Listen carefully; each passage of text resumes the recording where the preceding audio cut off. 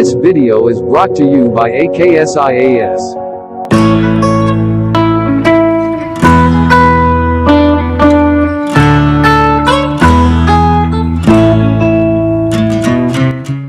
Welcome to interaction with Raj.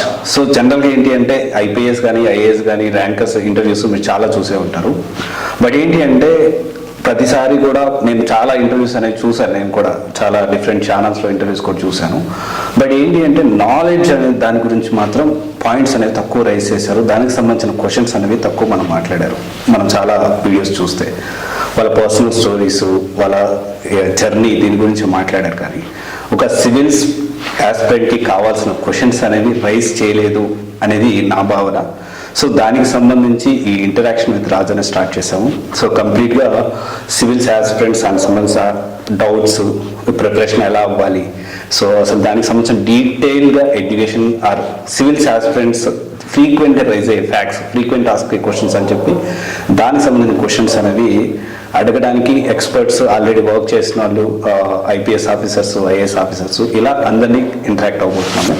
So ఈరోజు మన ముందుకి అండ్ ఎంవి కృష్ణారావు గారు, retired IPS officer and he worked as a commissioner of police, Hyderabad city commissioner police గాను, and central CRPF దానికి సంబంధించిన director గాను, and then different సెగ్మెంట్స్లో work చేసి and చాలా సక్సెస్ఫుల్గా అండ్ పవర్ఫుల్ అని చెప్పొచ్చు, పవర్ఫుల్ ఐపీఎస్ ఆఫీసర్ అని చెప్పొచ్చు. ఎందుకంటే ఇక్కడ పాత బస్తీలో కానీ బైన్సార్లలో ఇవన్నీ కూడా అక్కడ ఉండి దగ్గరుండి కంట్రోల్ చేస్తూ అండ్ దాన్ని నార్మల్కి తీసుకొచ్చారు.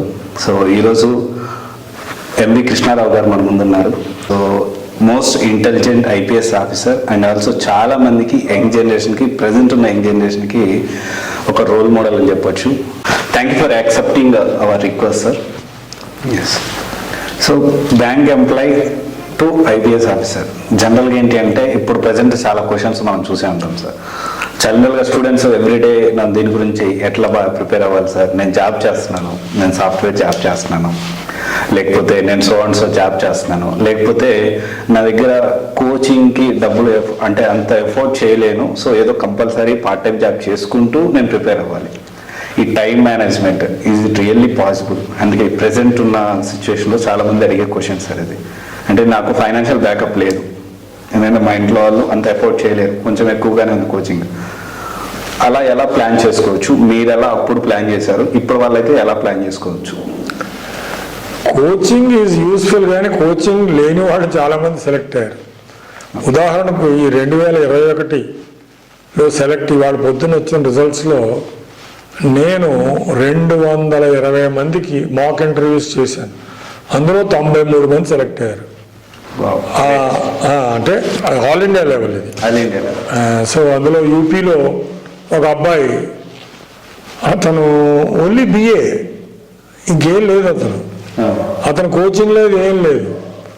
అతను ఒక పల్లెటూరు మనిషి, బట్ అతను సెలెక్ట్ అయ్యాడు. అట్లాగే ఫస్ట్ అటెంప్ట్లో ఇవాళ ఏకేఎస్ అకాడమీ వాళ్ళ ఇంటర్వ్యూలో చూశాను ఆ అమ్మాయిని. She an architect who studied in Nagpur. మరి ఆమె శ్రీజ గారు. సో ఆవిడ అప్పుడే మరి సెలెక్ట్ అయింది. సో దీనికి రూల్స్ అంటే ఏమి ఉండవండి. కోచింగ్ ఉంటే ఎస్ ఇట్ హెల్ప్స్, కోచింగ్ లేకపోయినా చాలామంది సక్సెస్ఫుల్ అయ్యారు. అయితే ఒకటి, ఫినాన్షియల్గా మీరు ఒకరిని ఎవరినైనా పోషించవలసిన బాధ్యత ఉంటే అది కష్టమే. ఒకవేళ మీ తల్లిదండ్రులు వాళ్ళ యొక్క జీవనాధారంగా వేరే ఉద్యోగాలు కానీ పొలం కానీ ఏమన్నా ఉంటే వాళ్ళు మీకు సహాయం చేయగలిగితే మంచిది. లేకపోతే మీరు కొంతకాలం ఉద్యోగం చేసి డబ్బు కూడబెట్టి అట్లా కూడా ఒక 2-3 ఏళ్ళలో ఇన్ఫోసిస్లో ఒక యాంటనీ అని ఒక ఆయన నా స్టూడెంట్ పనిచేశాడు. ఆ డబ్బు సంపాదించాడు. ఆ డబ్బు సంపాదించిన తర్వాత ఇన్ఫోసిస్ వదిలేసి ఈ సివిల్ సర్వీస్కి సీరియస్గా ప్రిపేర్ అయ్యాడు. అది 2వ మార్గం. 3వ మార్గం, ఉద్యోగం చేస్తూ కూడా చేసేవాళ్ళు చాలామంది ఉన్నారు. అయితే అల్టిమేట్గా మీకు ఆ డీప్ డిజైర్, ఆ ప్యాషన్ ఎంత ఉన్నది అనే దాన్ని బట్టే ఉంటుంది. మీకు ఎలాగైనా సాధించాలి అనే కోరిక ఉన్నప్పుడు ఇవన్నీ సాధ్యం.